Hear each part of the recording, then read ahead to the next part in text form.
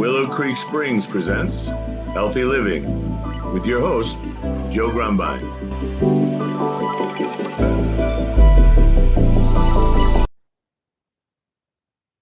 Well, hello and welcome back to the Healthy Living Podcast. I'm your host, Joe Grumbine, and today we've got a very special guest. Her name is Abel, and she's an author, a storyteller, and an influencer. Her first memoir, Maddie, Milo, and Me, in 2024, was inspired by her Moth Story Slam win in New York City. She holds an MFA from New School for Social Research and an MBA from the University of Chicago. Sorry, my reading skills are lacking today. And a BS in Chemical Engineering from Tufts. She's freelanced for multiple outlets and featured in Newsweek's Boomer Story about how she met her husband of 45 years. Captivates internet. Her new book, inspired by her Moth Story Slam win in Chicago, is High Hopes, a memoir. And I think that's enough of an intro. Welcome to the show. I hope I didn't screw that up too bad. I'm dealing with a chemotherapy rebound and my brain is coming back into my head. Welcome to the show. Thank you very much. It's really good to be here.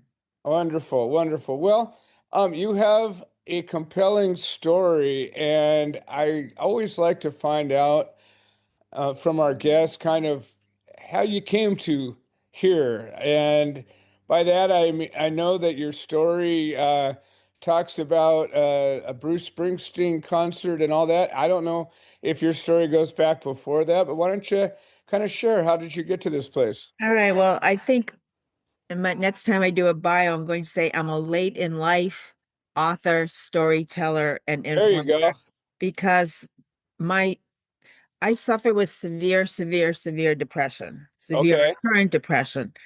And I've had ECT, electroconvulsive therapy, 3 times. I really was depressed and I'm still depressed. I don't think you're ever cured of depression. But at the age of 59, I had never been to a concert. My Oh, parents, no way.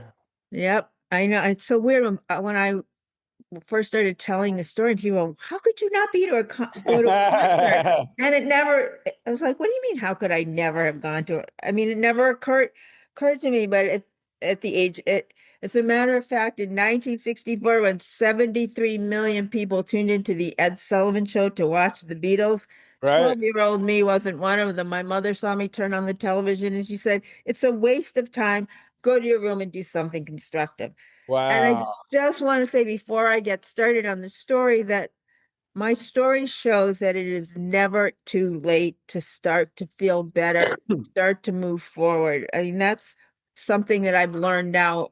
So that was at the age of 59. I had never been to a concert. And then my Labor Day weekend, 2012, my son and daughter-in-law came at the last minute to Philadelphia to visit so they could go to a Bruce Springsteen concert.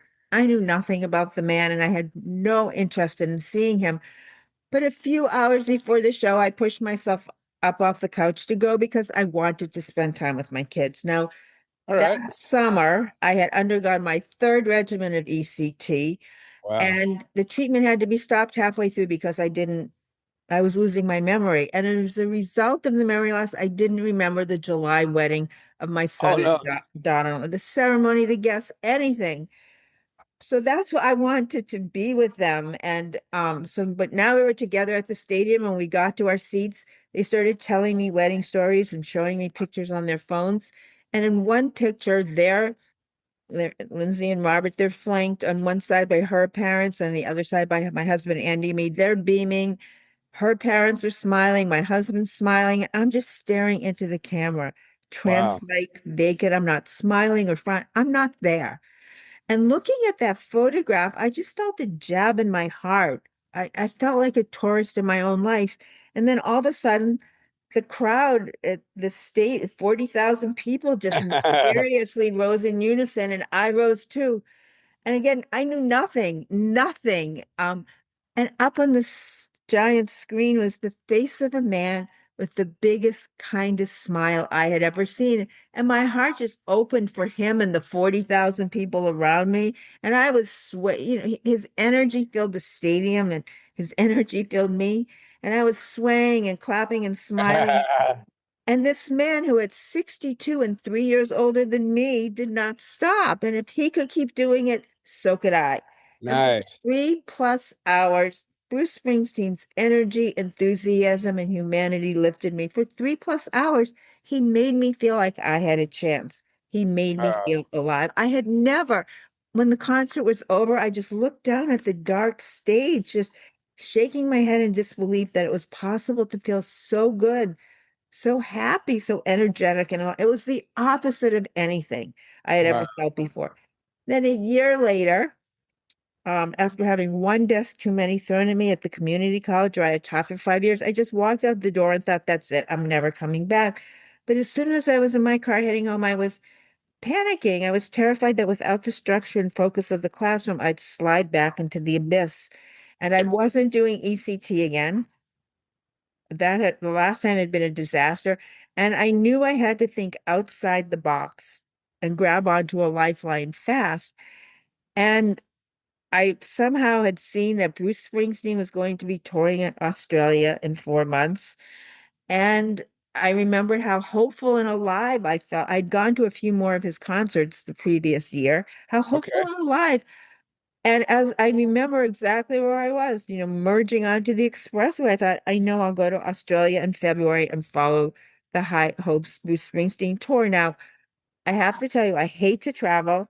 I hate to be alone. And remember, I hadn't known who this guy was a year earlier, but I really was fighting for my life. And I'm not the kind of person who can go, my kids are grown, my husband travels. I could sitting in the family room of an empty house.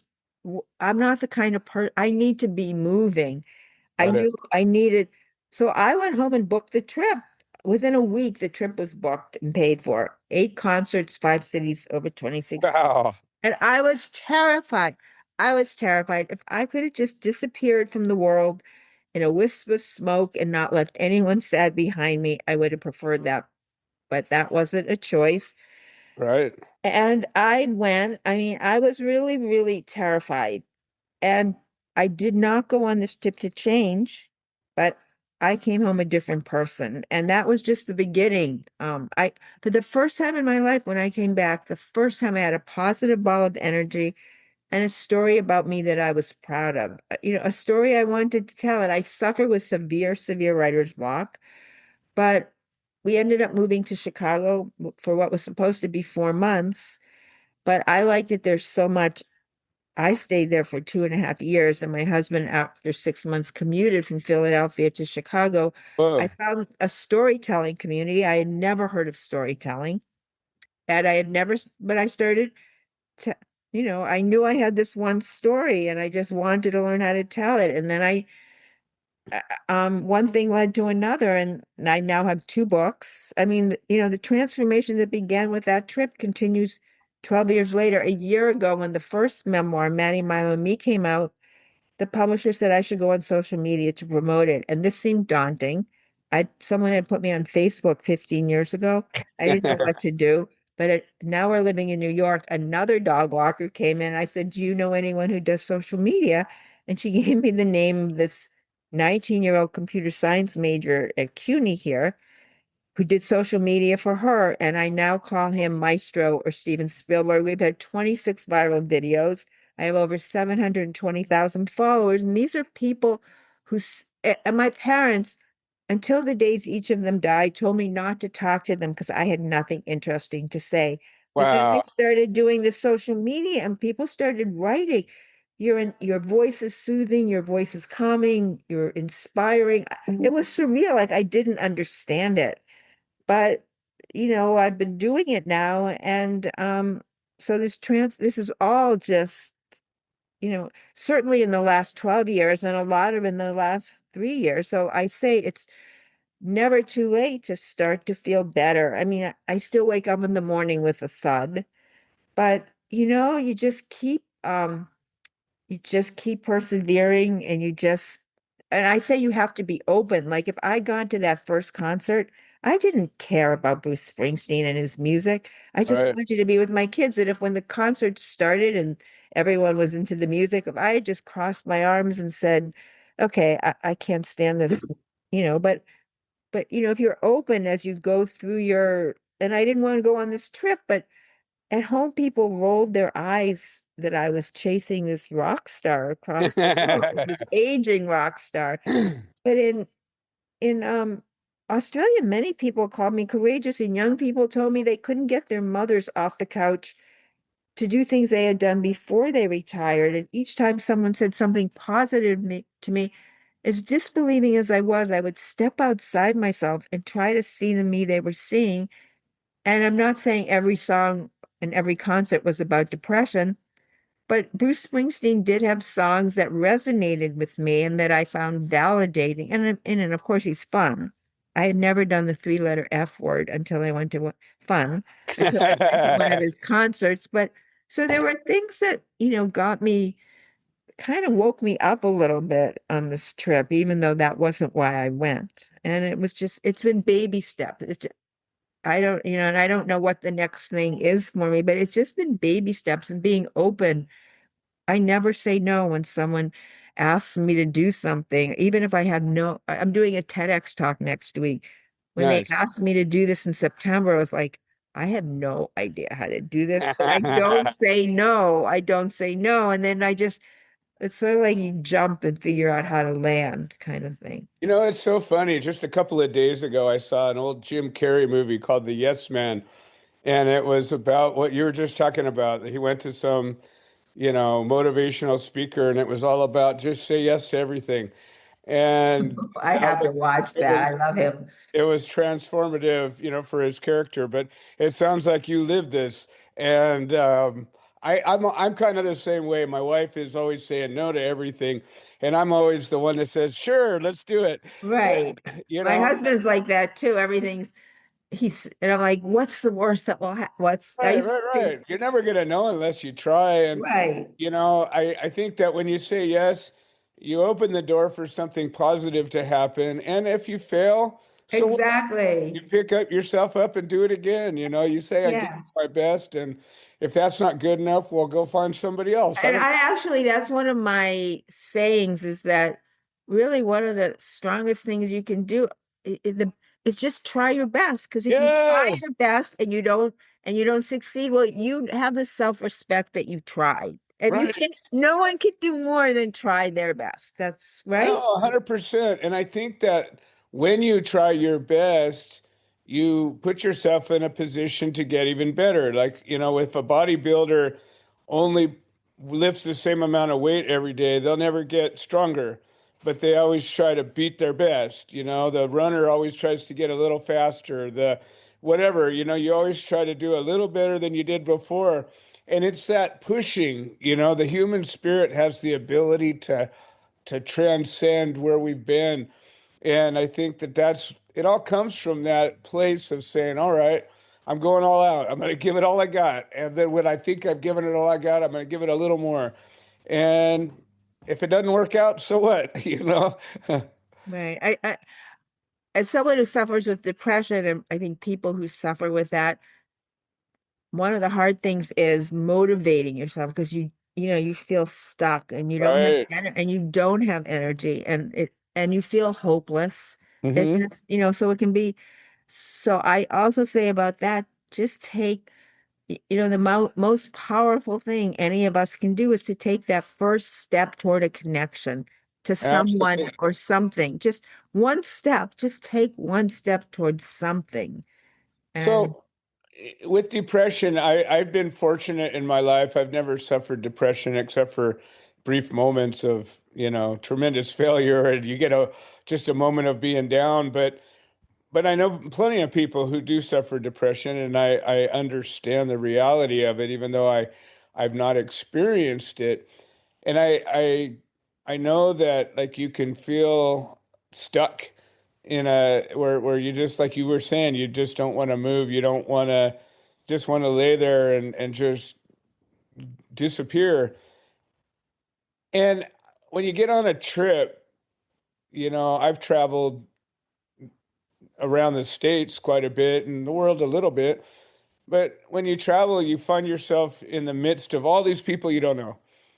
And, I'm kind of, even though, I do this all day long and I interview people I don't know and I talk to people I don't know all the time. I'm good at it. I like it. But my natural instinct is just to stay in my own little shell. Like I don't go out and generally start a conversation with somebody. Whereas my wife, she walks right up to everybody and she just has no problem talking to anybody. I would imagine if the depression was, prevalent and you're in a place with lots of people, like I know you must have met a lot of people on this trip. Tell me a little bit about that. It's a really interesting point. Now, first of all, we used to think I was an introvert, but since I came back from my trip, I took a Myers-Briggs test, and it turns out I'm an extrovert. So I was an extrovert in depressed people's clothing. Wow. But so first of all, on this trip, to be honest, it was 26 days. Um, and really, except for people I was sitting next to at concerts, the only people I talked to were people that like I was paying for a service, for a ride, or for a meal. And Really? over the course of 26 days, I mean, I got exponentially more lonely. And I was also having issues, and this is in the book, with one of my sons. So, there were times where I really could feel myself being pushed closer to the abyss. But then and the reason I went on the trip was that for the structure and focus of the trip.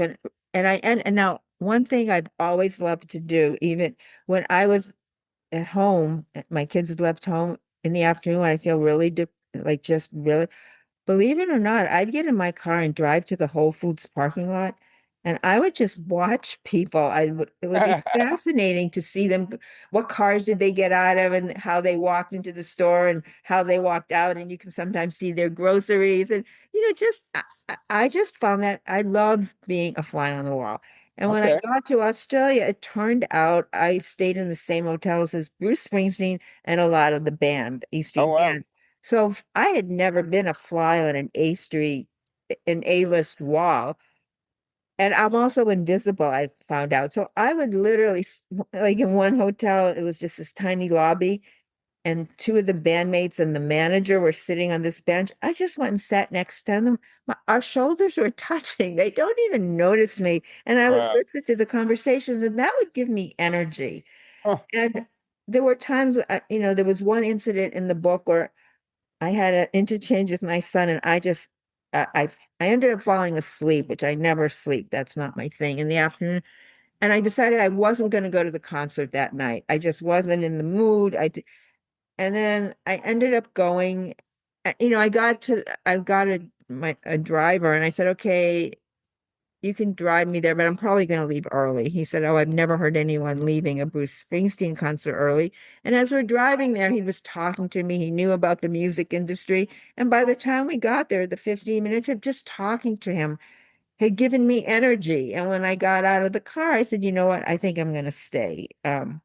So that part of it was, so even though I didn't necessarily talk to people and I did get lonely, when I needed energy, I could go down to a lobby and just watch. I'm not really into sightseeing, so I didn't do any of that.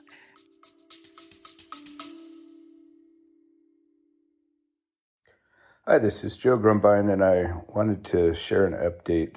The platform that hosts this podcast has made some changes to the subscriber settings, and we have a number of subscriber-only episodes that we offer to the supporters, and for a minimum of $3 a month, we can get you signed up. And if you're already signed up and you're having some kind of trouble locating these episodes in the other platforms, I would say maybe the best answer is to unsubscribe and then resubscribe. I'm sorry for the hassle. I don't have any way to make a change, but I'm very grateful for all the support. Thank you. So you would like connect to somebody's energy and without purposefully engaging them, you were able to just feed off of their surroundings. Yeah, I just listening to what they were saying. And even Interesting. it wasn't even just the band members. Sometimes I'd be like a young couple who had just gotten married. It was just like as a sociocultural anthropologist, it was just interesting for me to listen to all these very different conversations, whether in a dining room or in a lobby. And actually, I told the travel agent when I booked the trip, I only want to do three things. I want to go to 8 concerts, work out, because that's the only thing that has ever helped me with my depression. And I want to write. And I suffer with severe writer's block. So I was surprised to hear myself say that because I'd been teaching English for 5 years at this community college. And in those 5 years, I'd just been happy teaching other people to write. But as I was thinking about the trip, my will to be happy or my instinct to survive had bubbled up and reminded me that I want to write. And every morning I would go to breakfast at like 6:30 and I'd read my newspapers. And then 12 people at home asked me to send them emails and tell them about my trip. And that was all I needed to help like if I think someone's interested in hearing what I have to say, Hmm? I wrote over 26 days, I wrote 1,000 pages of emails. Like, Whoa. there was stuff happening. Some of it was about but I was also thinking and reading a lot and thinking about, you're alone for 26 days. You have Right. time to do some pretty deep thinking. And I actually, when I finally got around to making myself sit down and write High Hopes, which, it took I came home from that trip in 2014 and I sat down to start writing it in 2018, maybe. Um, I had printed out all these emails and I just started not and started there. Okay. You'd already told the story. You were just Well, sort of yeah. I mean, and that wasn't the whole story, but that right. was, it helped me a lot. So when did you first um realize that you like to write? Was it something that you did early on in life and just, because I've Well, always written, uh, but I never published anything, but I've always journaled and I've always liked to write, but I never felt the need to get it out there for anybody else to read. well, believe it or not, when I was a junior in high school applying to colleges at the last minute, which for reasons I will not go into here, my father, who never talked to me and told me I had nothing interesting to say, came to my room and said, if you want us to pay for college, you will go to engineering school and major in chemical engineering. And my father was not someone you spoke back to. He threw my dog down when I was 7 down the stairs and killed him. I mean, he was a scary Oh, guy. Yeah, he was a scary guy. My mother was what I now know is called a dark triad. So my father wow. wasn't someone you talked back to, but I said, Dad, I've never gotten above a C in math or science. But, Yeah. I just wanted to please my parents. I kept thinking if I did everything they wanted me to, eventually they would accept me, which never happened. But I got the engineering degree. I got an MBA. You read all that stuff.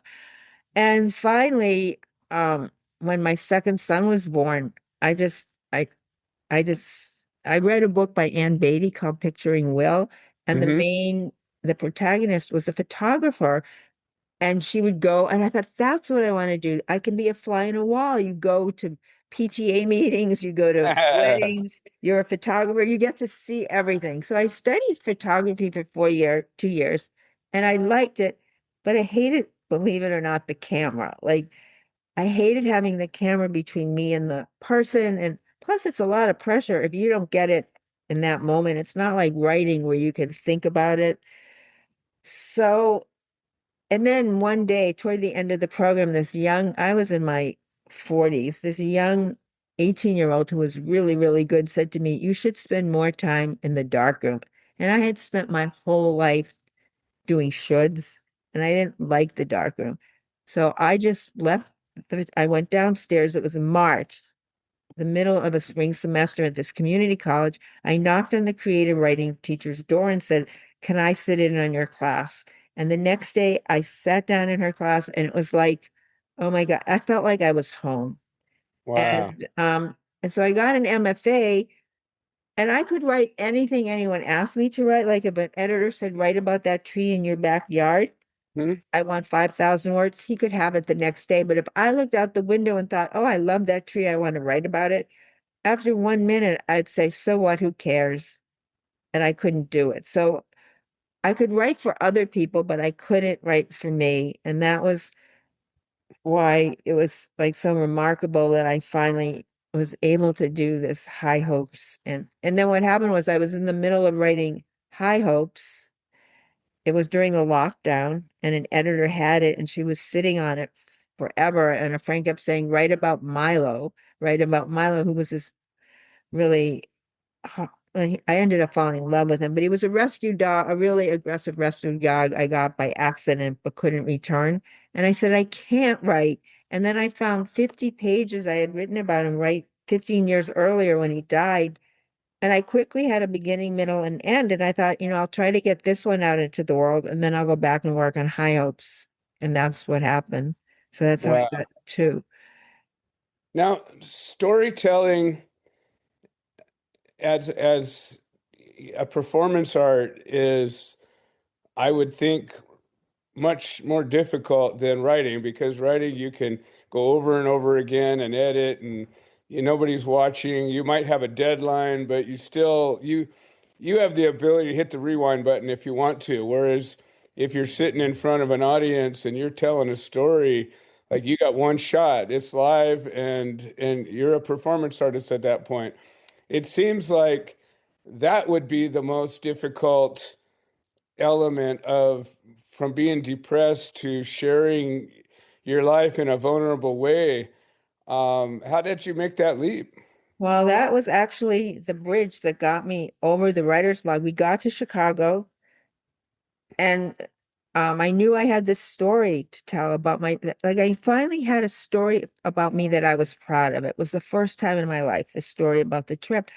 But I have this writer's block. And then the first day there, our dog walk, I said to my dog, "Oh, what do you do when you're not walking dogs?" And she said, "I host a storytelling open mic, and I also tell stories at the Moth." I had never heard of storytelling or the Moth, but I knew I had a story to tell. I'd never stood on a stage or in front of a mic, but I forced myself to go to open mics and tell the story. And the thing that's amazing, though, you're right.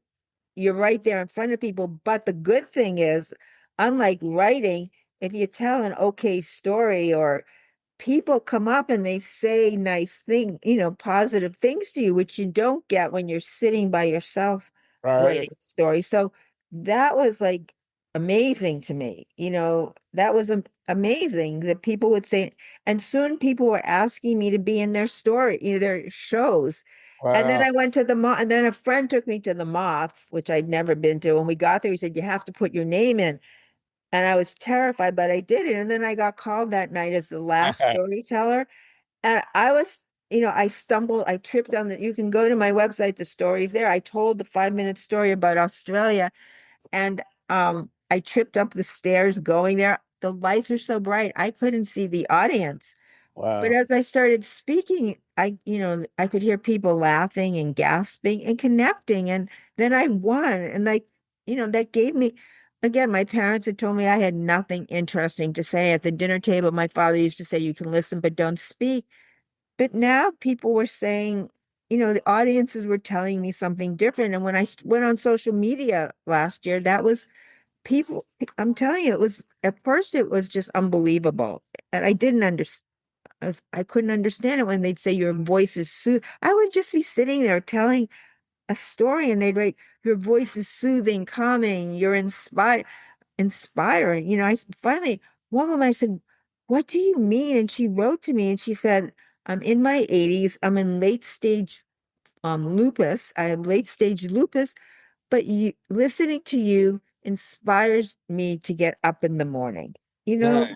So, it's the validation, so many of us are struggling. And, you know, one of the Bruce Springsteen moments at a concert, he went back and forth on the stage saying over and over, how do you get through the day and stay alive inside? And when I heard that, I thought, well, if he can say this to an arena full of fans, I must not be the only one feeling like this. It's okay to struggle and to try again. And it helps to feel valid, knowing you're not the only one struggling, whatever it is, if you're sick or you're mentally ill, it's okay to keep trying and struggling. I don't know, somehow it helped me and it helps my followers. So these two books that you've published, are those that's your body of published work? Are the Maddie Milo and Me and High Hopes a memoir? Those are the two books. I mean, I did freelance for years and years, and some Yeah, of that's, and I did some articles for magazines last year. It's all on my website. I mean, for years I freelanced. sure. And I, How how will have the books been received? well, I will tell you something really crazy. So I told you the publisher said to go on social media. Well, so the book came out in April. We started doing social media later that, during the summer. In November, now had 26 viral videos in a year. The Wow. first viral video we did, people wanted to see my apartment. I'm like, are you crazy? Okay, okay. Well, the video went viral in a million, I forget how many, maybe a million views, 2 million, and thousands of comments. I'm buying your book. I'm buying your book. The book had been Wow. out 4 or 5 months. And do you know that book, Maddie, Milo, and Me, is now the publisher's all-time bestseller.